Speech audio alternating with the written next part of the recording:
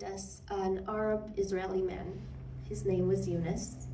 He was a Bedouin who just was the manager of the Thai workers who worked there. And he looked at us and he said, "Look, I don't know what to do with you guys.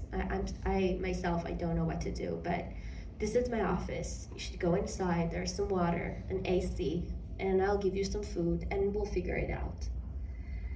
So when we entered his office, it was nothing fancy, but in that point, it really was a lifeline.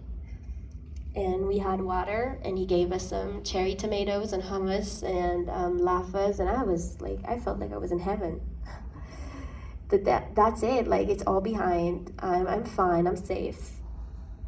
And came there after 30 minutes after we got into the farm, two more people. The ones that you see, the girl there and the one in front of her. They were hiding in the fields, and when they saw us get inside, they came after us. So we were 8 people there. And we felt fine. The hard part is after us. I called my parents. I told them not to worry. Everyone just called their parents. We had chargers for our phones. And we spent there a couple of hours. The guys went to sleep on the floor because they were really, really tired. And after a couple of hours, around 12:30 in the afternoon, Yunus, the Bedouin guy, he entered the farm, he entered his office and said in a very hard, cold voice, with a pale face, that the terrorists are here and we have to hide.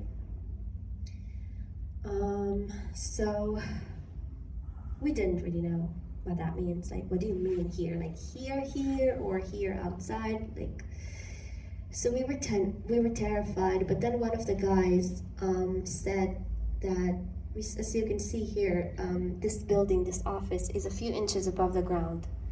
So he said, let's just crawl underneath and hide there. So that's what we did. We hid there for about an hour while the terrorists entered the farm and started looking for us and screaming in Arabic and shouting.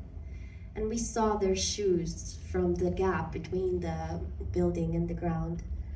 And I remember it was the most terrifying moments of my life. And there was nothing I could do. I looked into one of the guy's eyes, and I looked at him. And in his eyes, because he couldn't talk, but in his eyes he told me, we did everything we could. We ran, we hid, we did everything we possibly could. And if we're gonna die like this, then I guess that's what meant to be.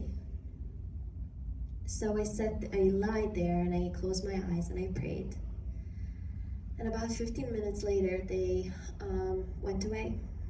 And Yunus, the Bedouin man, he tried to convince them that we went to some other place, and he tried to direct them to as far away from there as possible. And he wanted us to stay hidden there because he was really, really afraid that some other terrorists will get there. And about an hour after the terrorists left, around 1:30 in the afternoon, 2 civilians came to evacuate us from that place, to rescue us. So that day I went home. My father came to pick me up. And after this day, at the evening, when I realized that my friends, a famed guy, they survived, but a lot of our other friends didn't, I had the 3 hardest weeks of my life, because there were 12 funerals of people that I loved and knew. And I really couldn't breathe on my own. So after 3 weeks, after I realized that university is not gonna start soon and I'm all alone, I hopped on a plane to New York, where my uncle lives. And day by day, I started to heal. And I started to understand what I've been through. But there was a question that haunted me, and that question was, how did I even get to a point where I ran for my life at the fields of the Gaza border? And by trying to answer that question, I tried to go back in time to that point where from then on, I couldn't change anything. And it led me to that day in August 2022 where I hopped on a plane to South America with 2 childhood friends and a backpack full of dreams. And if I wouldn't fly to South America and I wouldn't meet all those beautiful people that I've met, then I might have not ended up at the Nova in the first place. So I started to write that thing down, this story. I told myself this story and I tried to write it down. And I'm happy to share that a few months ago in April this year, I published my book in Hebrew. And on October 7th, thank you. October 7th this year, too, after this horrible day, I also published it in English.